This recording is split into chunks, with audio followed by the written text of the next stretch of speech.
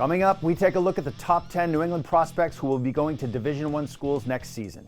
You might agree, you might disagree, but these are our picks. And this is New England Hockey Journal.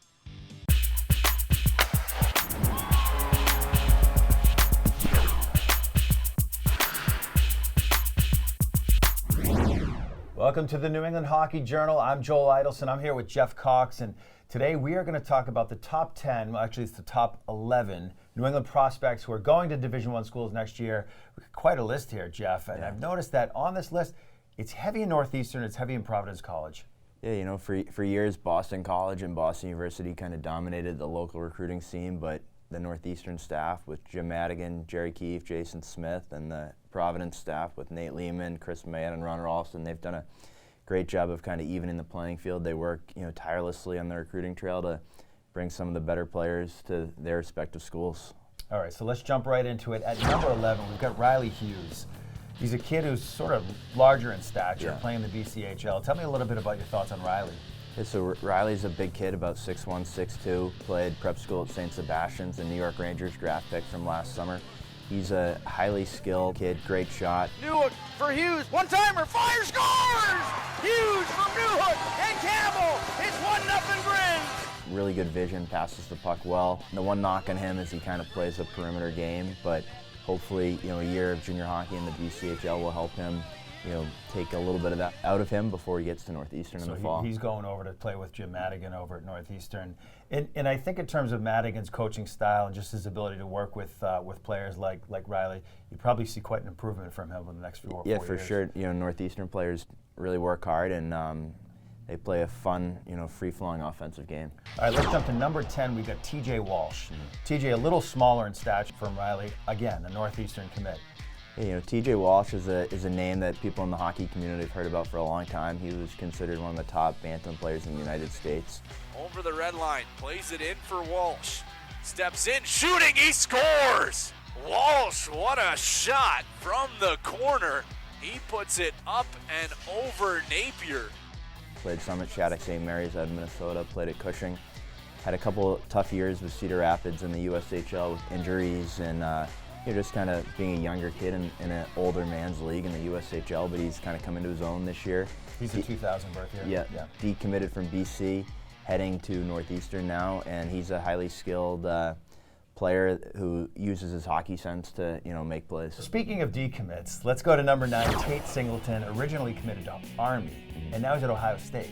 Yeah, he decommitted from Army earlier this year, committed to Ohio State. There were some hockey schools interested in him as well. He's a high-energy player, not a high-skilled guy, but he creates offense by his compete level. Singleton with the wrist shot, he scores! Oh, he beat Cavaruso on the glove side. He's an older player, so he might have a little bit more of an immediate impact at Ohio State than some of the younger kids going into school right away. So, I expect him to be a third-line player for Ohio State next year and make an impact for the Buckeyes. He's a 98, so we see a lot of 2000s, 99s on this list. Are you seeing a lot of older players now, or is it really on the younger side? Well, I think some of the Western teams have done a really good job of bringing in older players, and he's one of them. All right, so before we go to number 8, let's go to Walpole over to RB Hockey with Rob Barletta and check out On Ice Goalie Tips.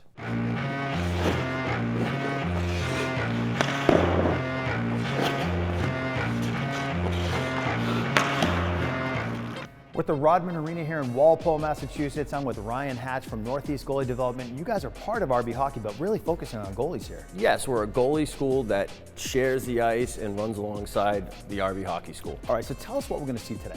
Today you're going to see 3 goalie-specific drills, 2 of which are skating only, the third of which will incorporate what we do in the first 2 drills and then add a shot in as well. All right, let's take a look.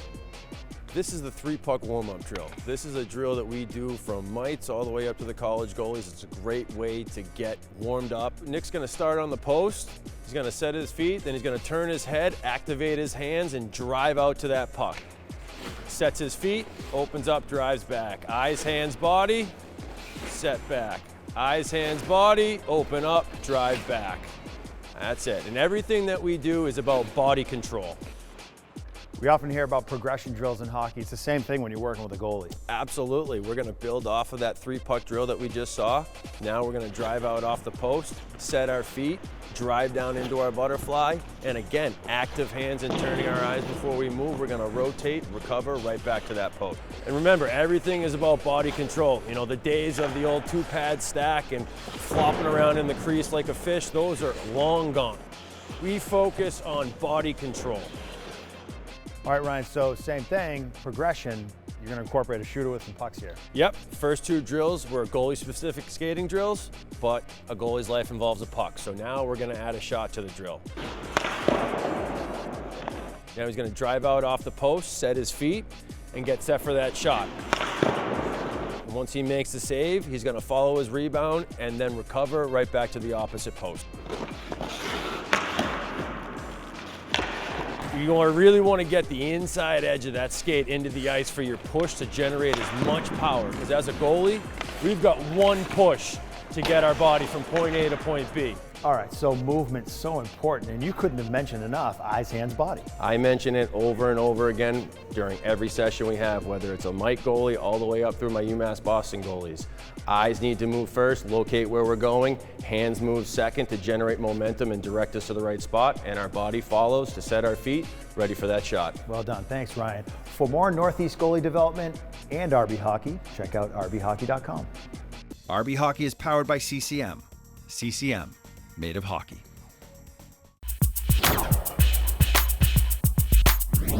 We're at Sports Etc. on Mass Ave in Arlington, Massachusetts, and once again, I am with Paul Stanton Jr. Good to see you, Paul. Good to see you as well. Today we're going to talk about skates, and the thing that amazes me, that technology changes every single year. Things improve.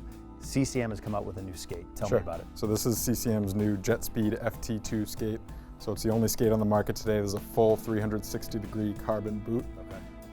So a traditional skate would have an outsole, glue, tacks, things like that hold together the bottom of the skate. This is just a full carbon wrap around the bottom. So what's the advantage of having something like that? Sure, so things like that, the outsole, the glue, things like that absorb energy. Okay. So this is direct energy transfer to the bottom of your foot. So it's essentially like a natural extension of your foot. Essentially should help with speed, quickness, and things like that, Absolutely. performance on the ice. Sure. I also noticed you get this little dial here, and traditionally we've seen the trigger blade on some other manufacturers. I assume this is something similar? Yes, so this is CCM's take on it. The main difference being that this is a mechanical feature. So it has a pin and a dial. You turn the dial, the pin goes into the blade, as opposed to Sort the of the spring-loaded. Yeah, so this might be a little bit easier during a game to change out the blade. Absolutely. Got it. If you're interested in skates, sticks, anything hockey, come down and see Paul or his father, Paul, here at Sports Etc. Now comes Mike Hartman his feet. He's got Max Palaka with him. Mike Hartman, score! We are discussing the top 10, or actually the top 11 prospects coming out of New England, going into Division I schools next year. We are on number 8. Let's talk about Mike Hartman. Yeah, Mike Hardman's a big body, bottom six guy. You know, really runs around, plays physical, plays with an edge. You know, can drive the net. His game's really evolved. 20 seconds remaining. Shot on. They score! Mike Hartman, have a night, sir! He was a player that originally committed to Union, decommitted this year, now is heading to Boston College. But he's a player who 3-4 years ago, he was just kind of an afterthought. He's really developed, he's worked hard at his craft, and he's a kid who's earned everything he's gotten.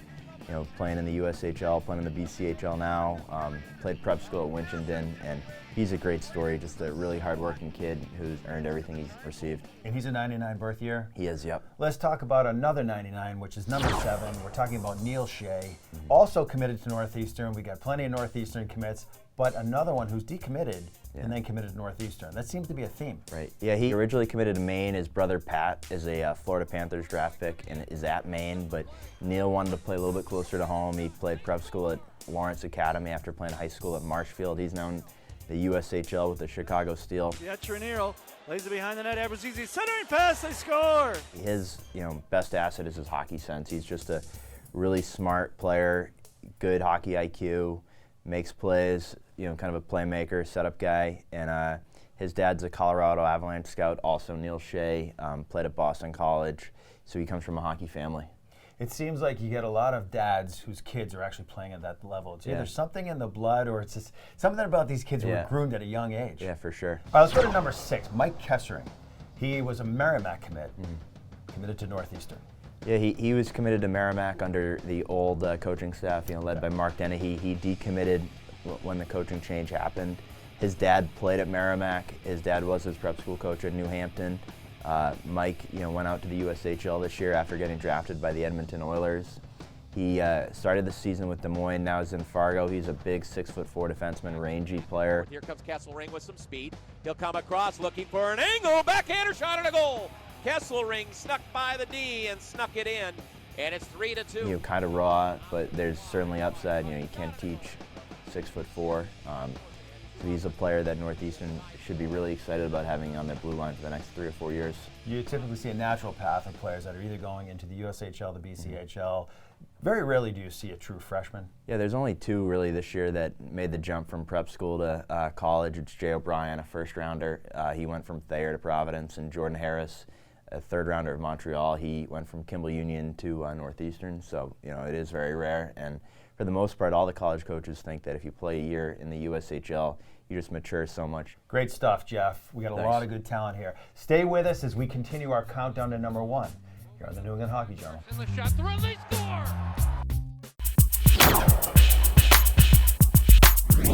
We're at the Rodman Arena in Walpole, Massachusetts, and once again, I'm with Rob Barletta from the Walpole Express and RB Hockey. And Rob, tryout season is among us. It's among us. I know the Walpole Express is a great program and has so many different things to offer from mite to juniors. Tell us a little bit about it. We added a new program this year for the Walpole Express. We've always had our Tier 1 and Tier 2. Yep. This year we added a Tier 3 program. Okay. And that was for a lot of players get stuck in that town program, and they're B to C players, and they're always coming to tryouts and they're calling, hey, what can we do?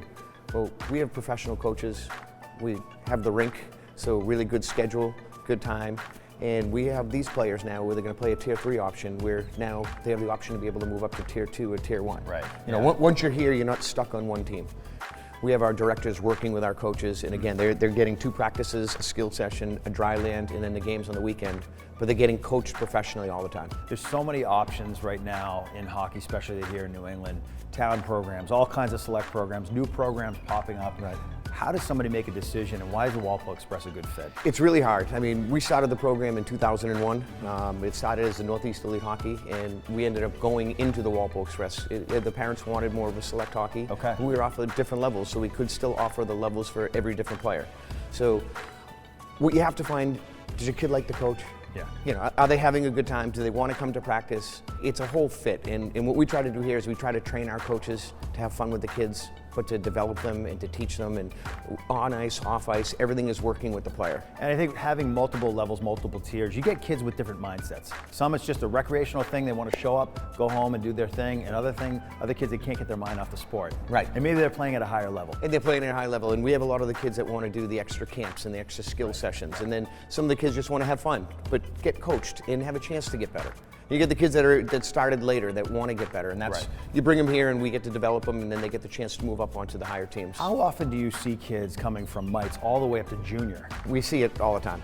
A lot of our players, again, I have 2 players here that have skated through my youth league right up to my juniors into college, and they come back here and now they're coaching the kids. It's full circle. It's full circle. It's unbelievable, and they do so well with the kids because they know our program. They know what we're about. They know it's about developing the kid, but not yelling at the kid, having fun with the kid and coaching. Everything's positive reinforcement with the players. And I think what makes you guys special is you've got great coaching options here. Right. It starts from the top with Tom Murphy and Todd. I mean, all of our coaches are on the website. We have 100 separate coaches that you can work with 40 different teams in the hockey school and the junior team. So there's a wide variety, and everyone sort of pitches in and helps out.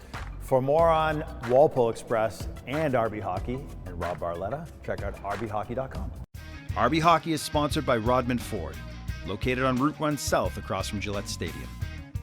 Sioux City coming in strong. Nielsen, who has a goal, looking in, fires across, shot on the goal! Parker Ford! All right, Jeff, heading into the top end of our list. At number 5, we've got Parker Ford out of Wakefield, Rhode Island. Yeah, he's a local kid heading to Providence College. He's playing at Sioux City in the USHL this year.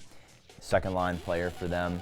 Really exceeded expectations. He was always kind of knocked down for his size. He's only about 5'9", but he's just a kid who skates really well, gets on pucks, makes plays. He's just a gamer. Out front, looking forward, a shot on a goal! Parker Ford! Kid who just does whatever it takes to win games, and he should be a really nice addition for Providence. That staff is really excited about his arrival there. And you know, he's just a kid that keeps getting better and better, and a 4-year player for Providence. He'll have a good experience playing for Coach Lehman over there as well. I think his style fits their game for sure. All right, number 4, Henry Thrun, playing in the NTDP, a local kid out of Southborough, Massachusetts. Went to school in Southborough at St. Mark's. Good defenseman, big in stature, really smart hockey player. Yeah, his hockey IQ is just tremendous. He's a steady player, very rarely makes mistakes.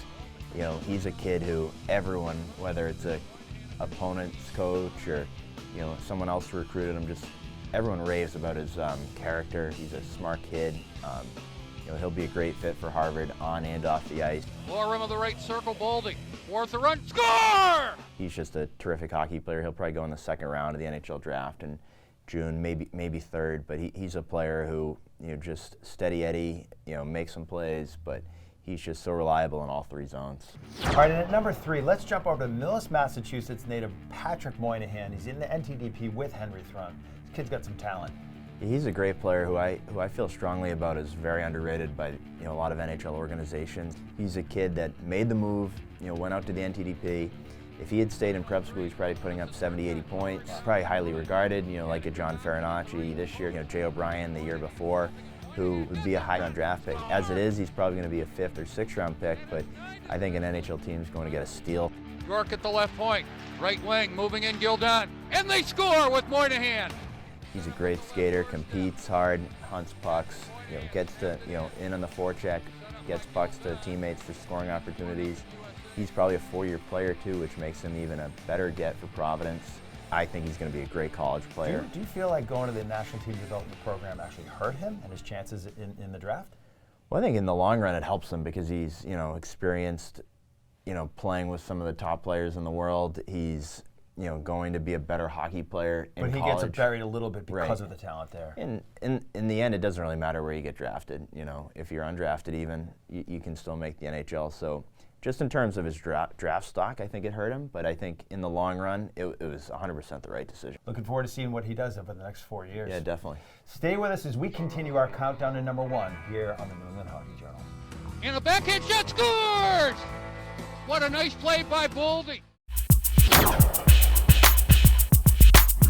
Welcome back to New England Hockey Journal. I'm Joel Idelson. I'm with Jeff Cox, and we are down to our last 2 picks as we review the top talent coming out of New England, headed into Division I schools. Jeff, what's the common thread that you see nowadays of kids at that upper end of hockey?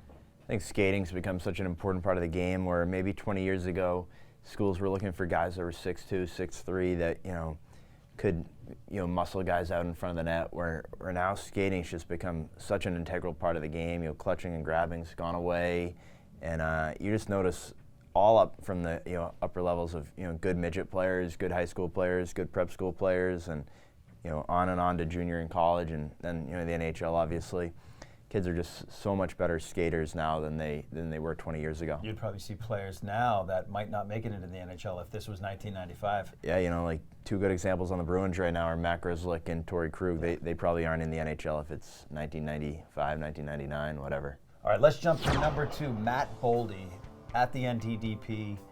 This kid's a good hockey player. He's a great hockey player. He played at Dexter before going out there.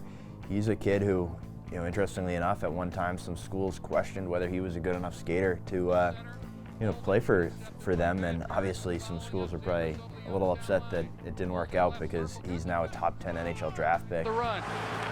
Back to Fensori. Took the shot, blocked by Montebeau. And they score! Boldy picked it up, the pass out of the left corner. And Boldy at the hash mark rips it in. He's just been a great player for the NTDP this year. He's put up big-time numbers, played well against the colleges when they came out here. And he's just an all-around great offensive player with a tremendous hockey sense. And he's going to be a big impact player for Boston College next year. Huge improvement with him. The NTDP is such an interesting program. The life that these kids live there, it's hockey all the time. And you can go to school there. Yeah, if you're interested in hockey and you're a top hockey prospect, it's a great thing because it'll help your hockey game. All right, our number 1 pick is a goalie, Spencer Knight. Yeah, he's a kid from Darien, Connecticut, committed to Boston College. He will be the first goalie picked in the NHL draft, probably late first round. Some people think maybe in the early 20s, but he's just a big modern era goaltender. You know, very technically sound, moves well, and he's probably going to be the American goaltender of the future. Now Burke has Lieberman with him. Lieberman will shoot, and again Spencer Knight has the stop. Rebound though by Burke, and another save! Oh, what a stop by Knight on the doorstep twice. He's a player that could be a game changer for Boston College. They have a pretty good goaltender right now in Joseph Wall, who's going to turn pro with the Toronto Maple Leafs, and Knight will come in, step in, and play right away for the Eagles. And everybody knows that a goalie can make or break a team. And he's definitely a good one. All right, that's our list, Jeff. Let's take a look at our top 11 picks. Number 11, Riley Hughes headed to Northeastern University. At number 10, again, Northeastern University, TJ Walsh. Number 9, Tate Singleton going to Ohio State. Number 8, Mike Hardman for BC. Number 7, Neil Shea, Northeastern University. Number 6, Mike Kesserling, again, Northeastern University. Number 5, Parker Ford, Providence College. At number 4, we have Henry Thrunt going to Harvard. Number 3, Patrick Moynihan, Providence College. Number 2, Matt Boldy going to BC. And at number 1, our top pick, Spencer Knight, Boston College. A lot of Hockey East on that list, Jeff. Yeah, 9 out of the 11 were Hockey East commits, and it's continues to be the best league out east, and a lot of local kids are making up those programs. I'm looking forward to seeing what the list looks like next year. It should be interesting to watch. Well, that's it. On behalf of Jeff Cox, I'm Joel Idelson. Join us next time on New England Hockey Journal. Chips it up to Oscar Bach. Bach loses it, turnover. Hoglander fires, and that's a good save from Knight early. Nor was Torgey Vendelin. Here is a turnover.